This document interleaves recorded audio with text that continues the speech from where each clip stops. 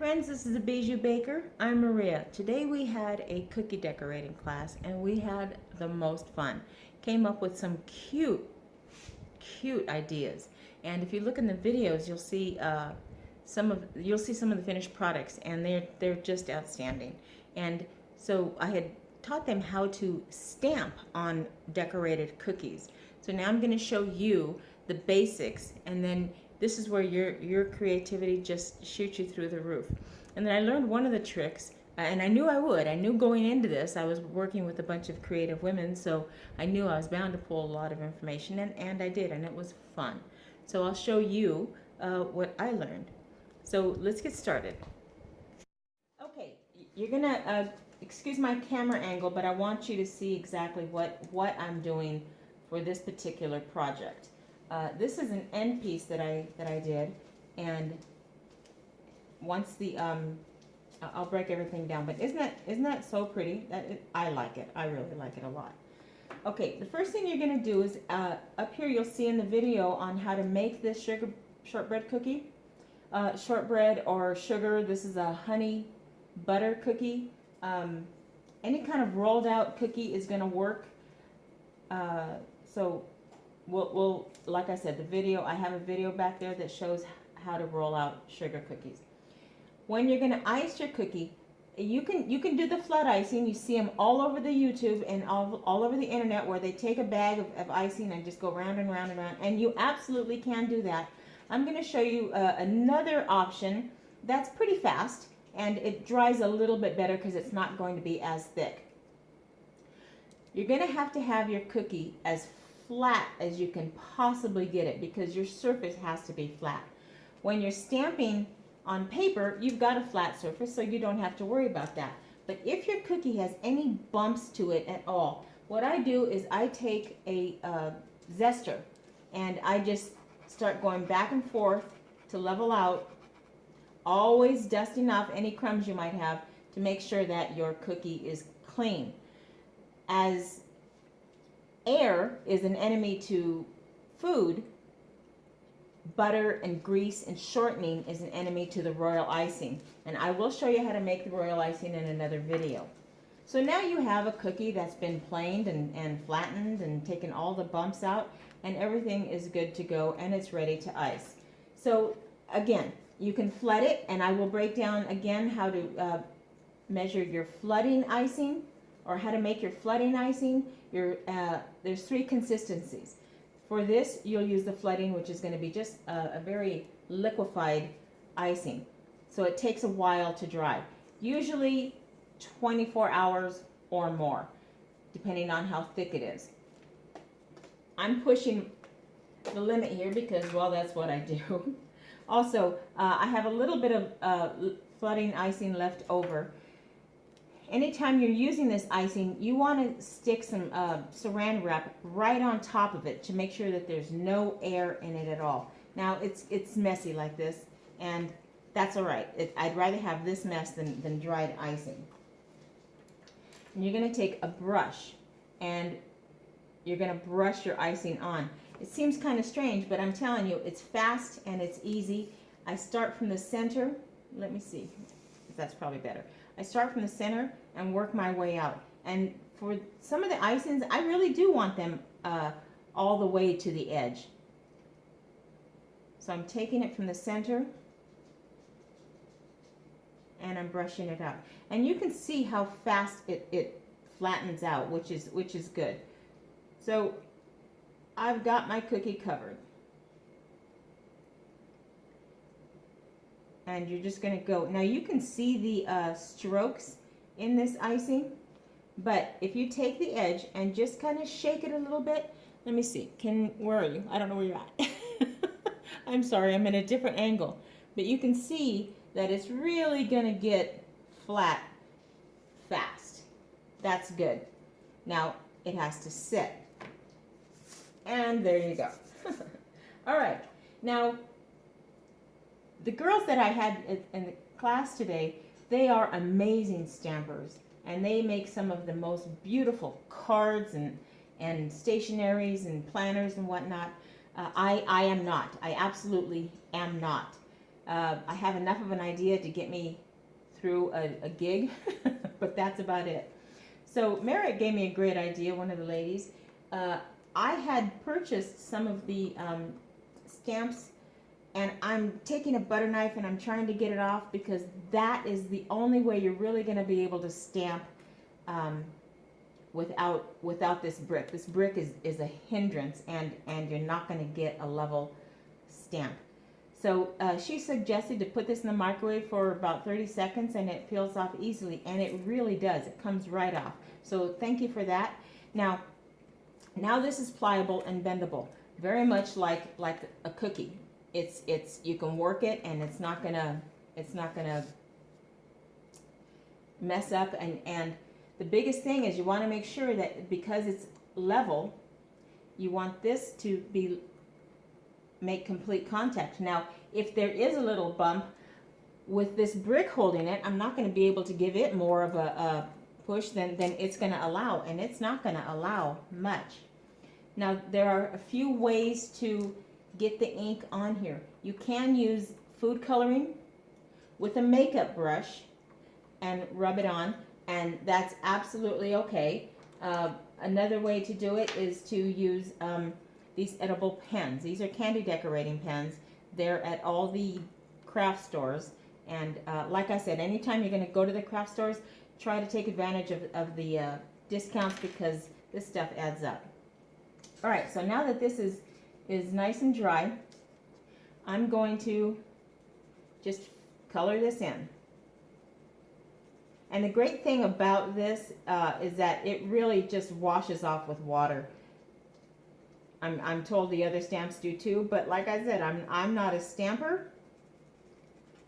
so I was kind of really impressed with the way that they were working yesterday. That was a lot of fun for me to see. So filling it in, you're not going to have a whole lot of time to fiddle with it, because all your pens and food colorings, they have an alcohol base, so they're going to dry out pretty fast. So I've got this covered pretty good, I think. I say that as I'm hoping. All right, so I'm going to cover this up. I'm going to find my center, and you don't want to lift it up after this. Now I'm going to push down on all spaces.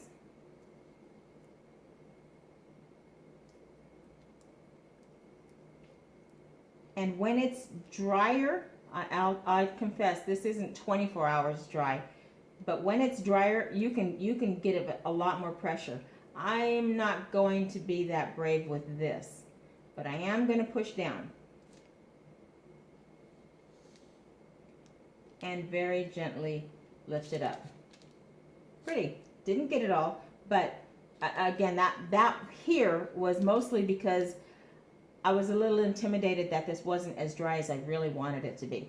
When it's really dry, you can tap on it and you won't leave any imprints on from your fingernail or a brush, or that's really dry. I could really push hard on that. But I just did this a few hours ago, and I don't want to push my luck. Now, it has to dry for a bit. If you try to color this in any way now, it's going to smudge. The wet ink here is going to smudge. So this has to dry. So bear with me just a minute, and let's just let it sit.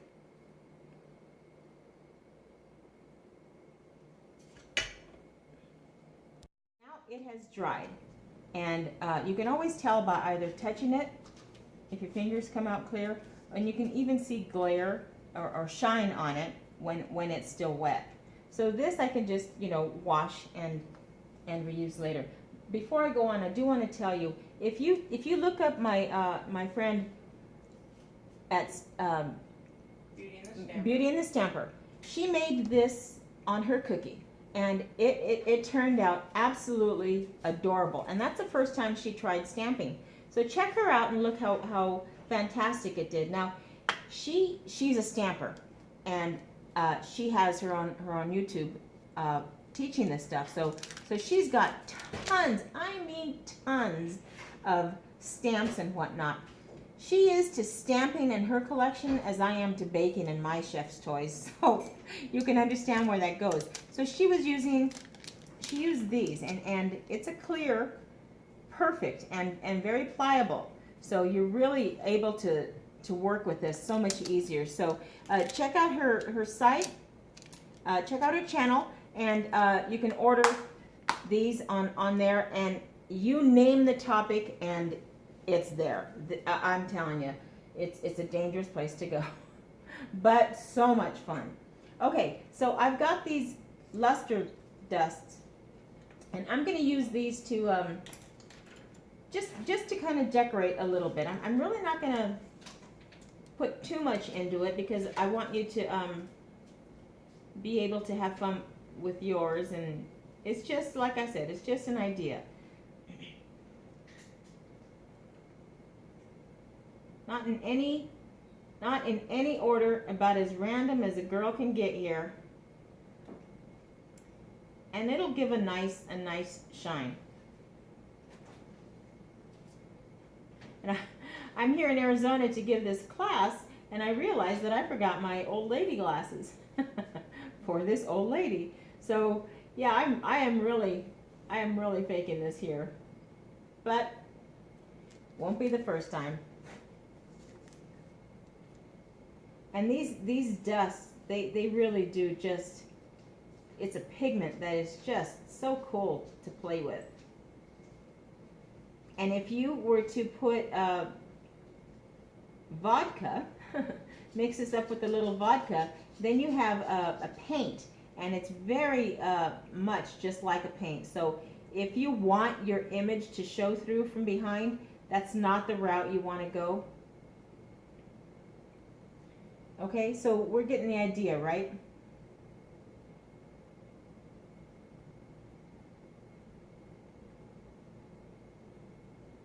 I posted a video of a butterfly that I did earlier, and so you can kind of fast forward to that. I'm not going to finish up here only because I know that this part isn't real fun to sit and watch. But the next part, what I'm going to do is, there is a product out there, I can't remember the name of it right now, but it is like edible glue. It's about, I think, between $5 and $8 or so. And you don't get a whole lot. You actually get less than this. This is a mixture of corn syrup and water. Does exactly the same thing for pennies. Not even a joke with that.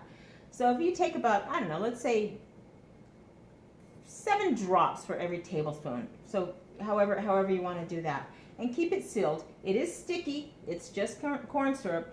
There's nothing, there's no alcohol in it or anything, so there's nothing that's going to dry it up. But it will eventually dry. So what I'm going to do is I'm just going to put a dot around here.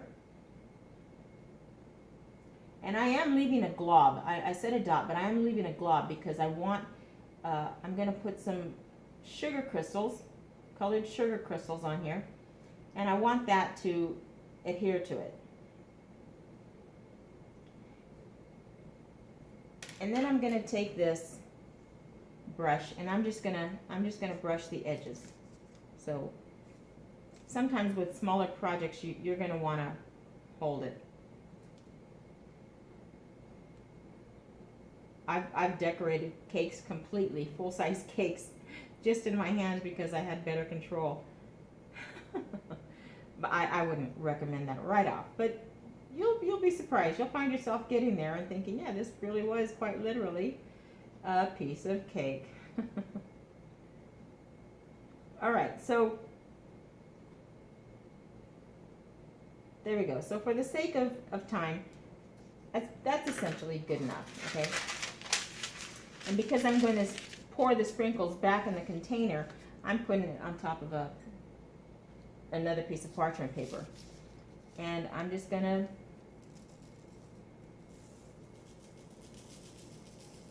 sprinkle my sugar on there.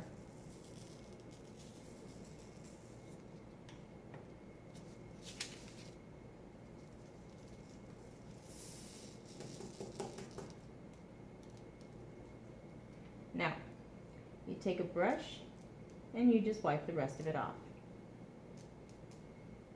And it comes off easy enough. And this is all dry now.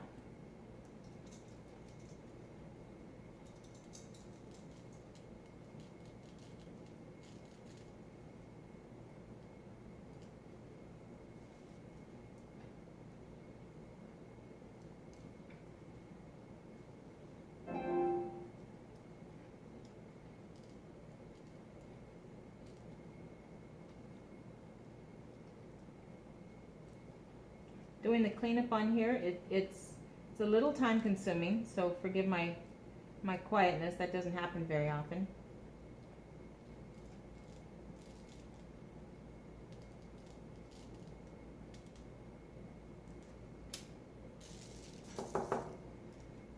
And that's it. That's it.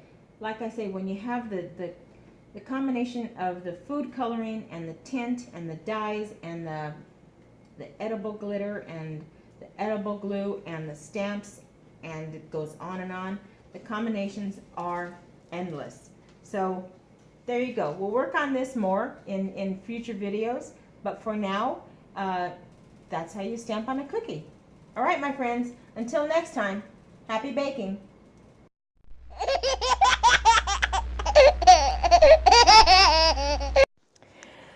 Ah, that was fun.